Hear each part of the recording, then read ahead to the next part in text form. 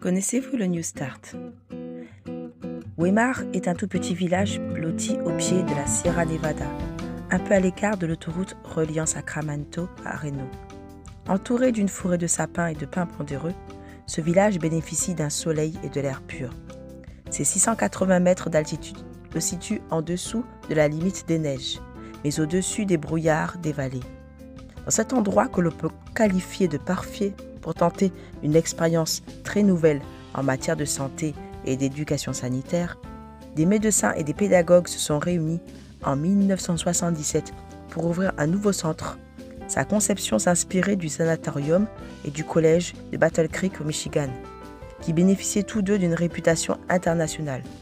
En donnant à ce projet le nom de Institut Weimar, les fondateurs réalisaient un rêve, celui de créer un centre sur la propagation d'un nouveau style de vie, le centre de reconditionnement New Start. Le nom de New Start, en français Nouveau Départ, est un acronyme créé par l'un des premiers hôtes de Weimar.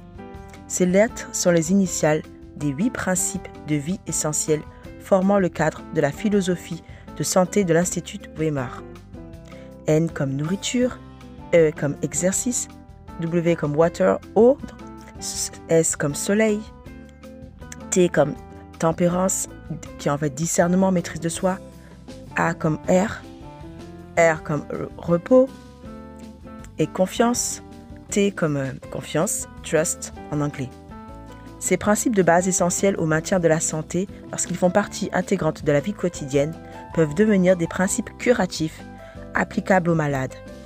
Le mode de vie New Start est en fait la redécouverte des principes d'un mouvement de santé qui s'est développé au XIXe siècle, à une époque où la pratique médicale était plus empirique que scientifique. En conflit avec cette atmosphère de faux rationalisme, plusieurs médecins décidèrent de lancer une révolution médicale appelée réforme sanitaire, ou en anglais Health Reform. John Harvey Kellogg a été probablement le plus brillant et le plus réputé des grands réformateurs de la santé en Amérique. Le sanatorium que Kellogg avait fondé au Michigan, fin du XIXe siècle et le début du XXe siècle, un exemple de ce que l'on pouvait réaliser de mieux dans le domaine de la santé. Tous les grands noms de son époque l'ont fréquenté. Parmi les hôtes de Battle Creek, on a compté Henry Ford, John Rockefeller, Thomas Edison, le Dr Maurice Fisher-Bain, éditeur du journal AMA, George Bernard Shaw, William Howard Taft, Ivan Pavlov, Clara Barton et bien d'autres. Une personne a joué un rôle clé dans le développement de cette remarquable institution et déterminée. Pédagogue de renom sur les sujets de la santé et de la tempérance au XIXe siècle, elle a soutenu Kellogg financièrement, mais aussi intellectuellement, en partageant son point de vue réaliste et critique sur la médecine d'alors. Grâce à son aide, il avait 5 ans d'avance sur le monde médical.